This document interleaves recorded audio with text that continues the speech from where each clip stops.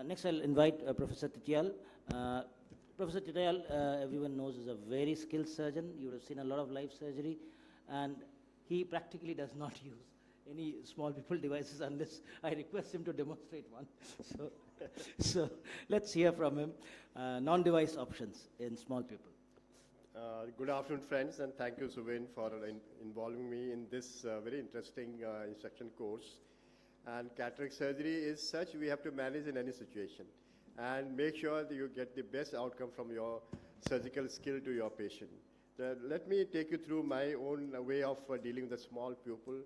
I think it is very important to manage your patient pre-operatively, because if you see your patient has a small pupil, history of patient having taking anti-prostate medications, other eyes showing the difficult signs of difficult surgery like iris atrophy, pupillary distortion, intraocular lens not in a proper position.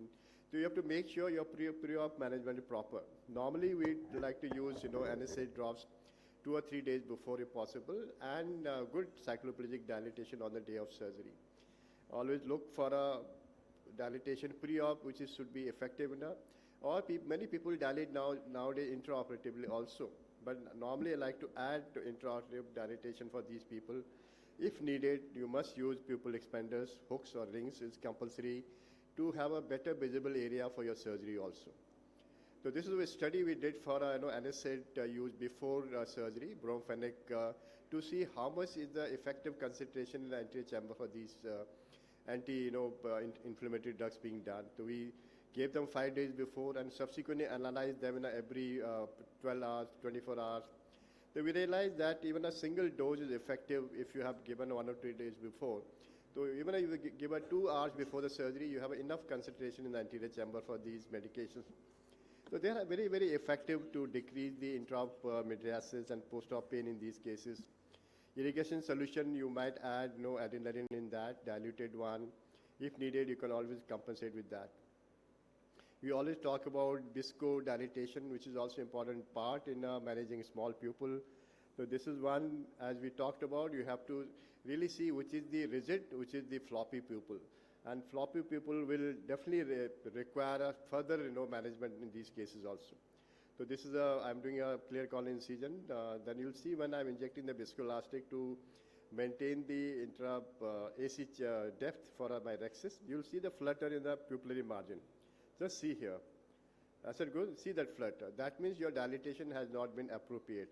So I'll put a little viscoelastic. This is cohesive viscoelastic. Then I'll go with adrenaline underneath the viscoelastic cover and see the dilatation here. So you have to make sure these medicine don't hit your endothelium. This always should be done under the viscoelastic cover. So that is one important thing you should learn. And now I have a nice dilatation. I can do my procedure effectively in these patients also. So this is, I think, almost 10, 15 years back, my surgery, where enthusiastically I should do for a small pupil, also phaco. And the challenge here is to do a rhexis which is large enough, which you can't see. So that's a major challenge. So if you are lucky, your movements of a rhexis rotation will be convenient as you are under your control. And you can complete the rhexis safely in these cases also. See, this pupil will not budge. This is a fixed pupil. I'm sure during my entire phaco procedure, this pupil will not constrict. The little bit of a viscoelastic injection will increase a little bit to around 3.5 to 4 millimeter, which is, I thought sufficient size for doing a good capsular rhexis in this patient. So I'll go with the rhexis as routinely done in these patients, needle cystitome rhexis. You can use microfossils because your rotations are hidden under the pupillary margin. So there you have to be quite effectively seeing this. If possible, you must stain these capsules so that you can see visible of a tearing of this happening here. You can see, I can see the nice flap rotation. I'm going underneath the pupillary margin. This will be around 4 millimeter rhexis, not large enough, which may be sufficient to complete your phacoemulsification. But this may be the indication for all of us to use device, because this size is not actually a good size for a completion of phaco. And all these cases, the hydro procedure becomes little difficult to manage. You can see I'm trying to do hydro dissection. When I'm actually doing the phaco, I realize my dissections are not proper. So there, normally we have to make an initial chop separate the pieces, allow the internal hydrodelineation to happen in these cases, and subsequently you can complete the emulsification. All these cases, once you do more hydro procedures, you're going to leave a larger epicortical tissue also, and that gets very difficult to remove under a small pupil. So I remove the loose cortex here, then I'll do a phacoemulsification. I'll space. Rotation doesn't happen. You can see the rotation will be difficult in this particular case because delineation is not complete. So you have to take out this piece again and make sure it is completely detached from the central area. Eat this, and the subsequent procedure will be effectively done. Now I have a space to take care of that, and always make sure your handpiece doesn't touch the pupillary margin, because that is a very high chance that you might touch it, you might hold it. So that effectivity you have to learn, because this is slightly deviation from the large pupil surgery cases. And your opening should be not too big also, sleeve should not be too far off, otherwise you have a chances of catching. Now this is another important area. Now this half has to be pulled into the central area. So what I'll do, I'll use my second instrument, try to pull it.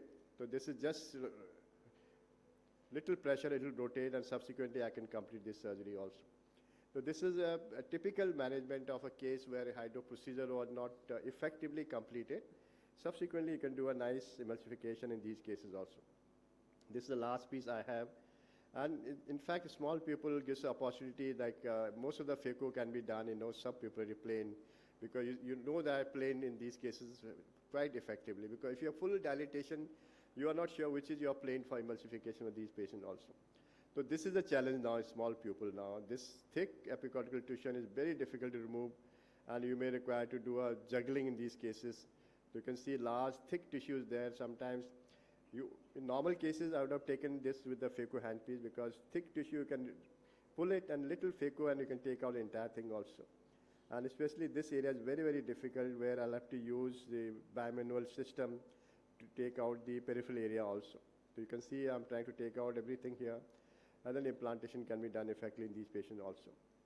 So this is another case of a similar small pupil case with the history of a patient taking, Flomax for a prostate surgery. The pupil is little, you can see floppy.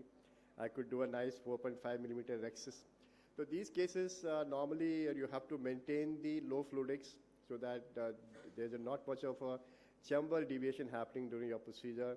Make sure entire hydro procedure is good, and you can complete the phaco. This is slightly softer cataract, and you can do a nice chopping, complete the entire area. And this is a case where your implantation is for a toric IOL. And you know that toric IOL needs the visibility of those 3 dots which are there near optic-haptic junction. So once I remove the entire thing, I'll inject the viscoelastic. You can just see the rhexis margin here. And implantation should be such which gives you an appreciation that you have implanted normally. If you can't see both the dots either side, then things can be difficult. Then you may have to retract the pupillary margin, or sometimes you may have to use iris hooks also. But this pupil I could maintain for quite a reasonable time during phaco. I'm trying to remove the viscoelastic from behind. Then towards the end, you'll see I could see the dots here, and that made life easier. So anything small pupil, if you can see either one end of optic-haptic junction, where you can see this is the area I can see here, it's not visible, you're pretty sure your lens is well aligned. Otherwise, I'll have to retract this and see where exactly my, the lens is placed in these cases also. This is a small video to see the floppy iris cage. You can see already the side port, the pupil is getting dragged. That means there's a floppiness there. So I'll take out the low fluidics, my second hand piece chopper, inject dispersive viscoelastic bolus there. Because this dispersive viscoelastic remains there, it doesn't come out very easily. And this bolus will maintain the pupil not to get deviated from that area. I could complete my surgery. So sometimes if I know my patient has a little floppy iris, I normally put dispersive bolus at this area and this area where my instrumentation are going to be there. This is my last video to show that I use device also sometimes. So this is a case I thought I can do it around 3 millimeter, this thing, and it was again a rigid pupil. Patient has pseudo exfoliation and planned for a toric IOL. I thought I can do it. I could do the rhexis also, which is around 3.5 millimeter. But then realized this is a toric IOL implantation, that too in pseudo-exposition cases where you all know the phimosis chances are much, much higher. So this is what I normally do a small 1 millimeter stab incisions. Insert all the hooks first, then one by one slowly titrate the pupillary margin so that don't damage the sphincter that much. Sub-incisional is a very, very important area. You see that I'm dilating one by one. And the typical hexagonal appearance seen with any pupillary expansion devices here. You can see my rexes are around 3 millimeter, so I have to enlarge. That means from the small pupil rexes, the rex is not sufficient large enough. So it is better idea to make it visible area bigger so you can manage the case better also. And you can see my stab is a little posterior, therefore they are parallel to iris plane and doesn't tent, which is a very important way to put these hooks in these cases. So normally I'll put 6 hooks rather than 4 nowadays and complete the surgery. One thing is once I implant the toric lens here, I will remove the viscoelastic from underneath the lens first and align my lens with the viscoelastic off. So this is a nick I normally give in a patient where there are high chances of phimosis happening, just to break the circle in these cases without jeopardizing the space of a bag.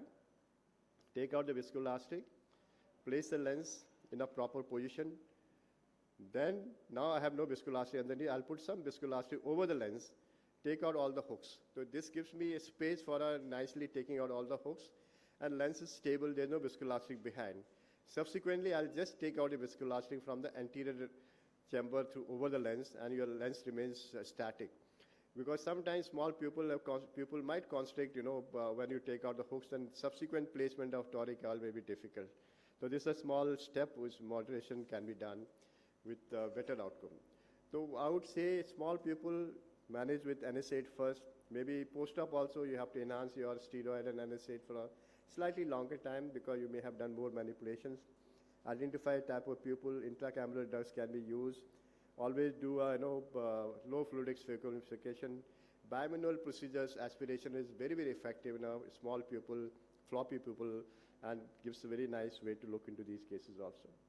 This is our book coming this year through JP Brothers, being launched in AIOS this time. Simplifying the IOL power calculation in your hands. Very small book. You can go through all the IOL power formulas within a few pages. Thank you for your kind listening. Thank you very much, Professor Titiyal, for wonderfully demonstrating non-device options in small pupil. I now request Dr. Arup Chakravarti to speak on IFIS. Once we're done with these general topics, we'll go on to specific devices. So Dr. Arup needs no introduction again. He's been teaching for a very long time. So let's hear him on IFIS.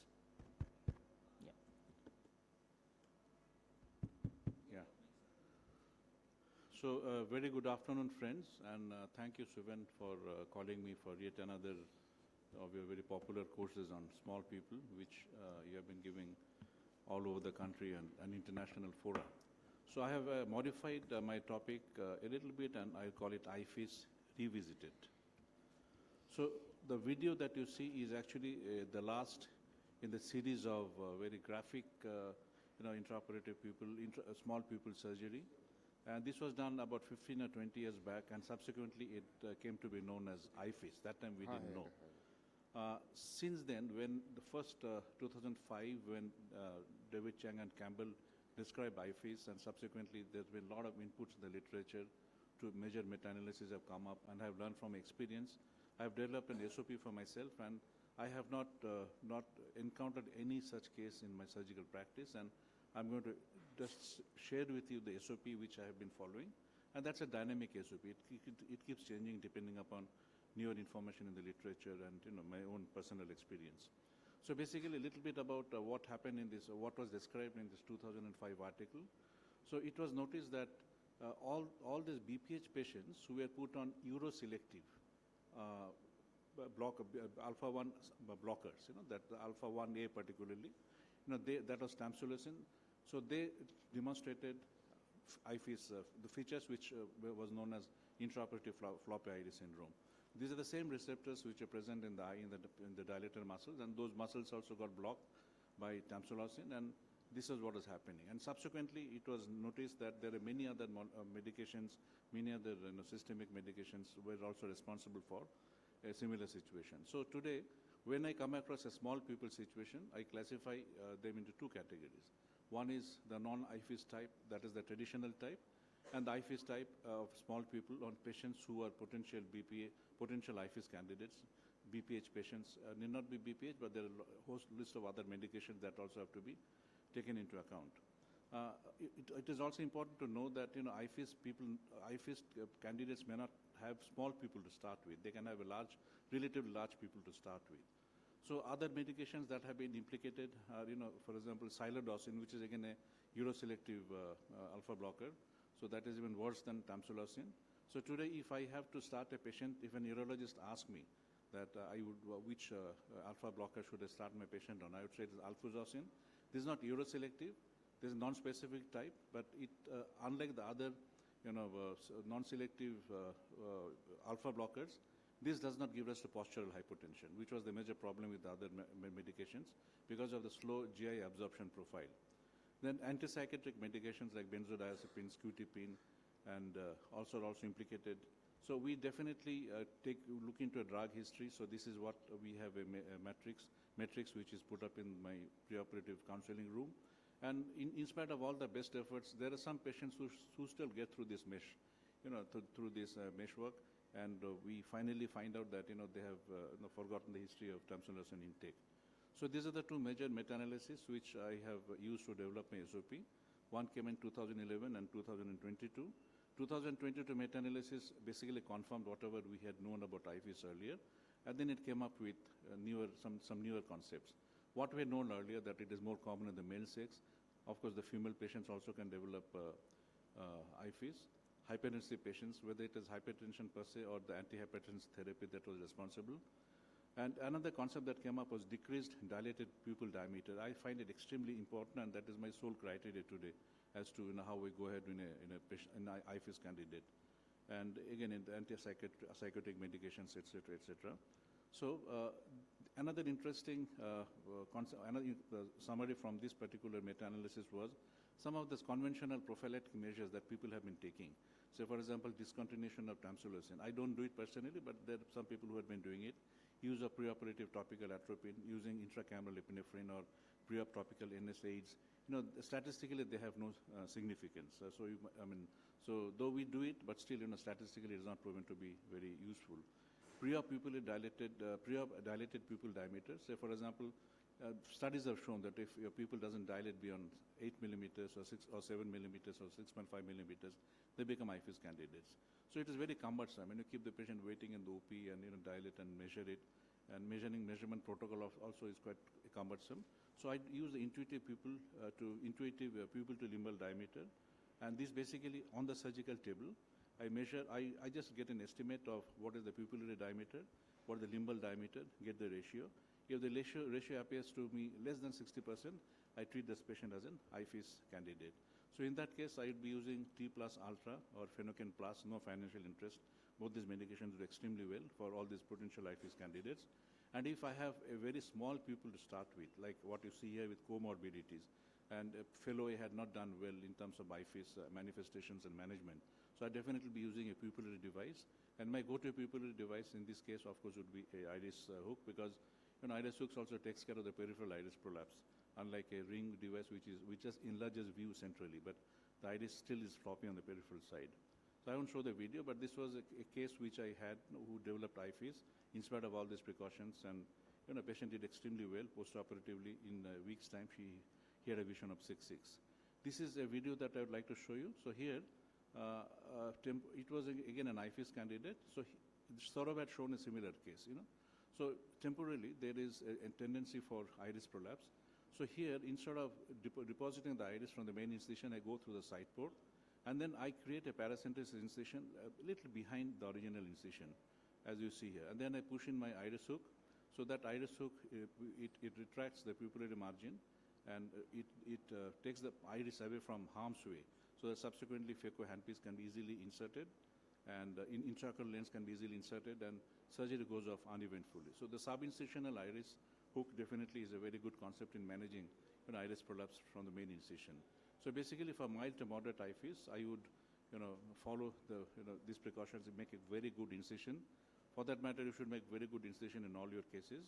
The lower eye flow parameters, appropriate OVD strategy, and severe cases, of course, you go for a ring pupillary dilating device or an iris soak. So friends, cataract surgeons should be aware of the identified factors predisposing to IFEs, which we have come by studying the various meta-analysis. Properly assess and evaluate these to stratify the surgical risk in a given patient. Use all the necessary pre-op and intraoperative measures in high-risk patients to achieve an adequately dilated pupil intraoperatively. And failing to do so could turn a routine surgery into one of significant visual morbidity. Thank you so much for your kind attention. Thank you, Dr. Arup. And thank you for finishing before time.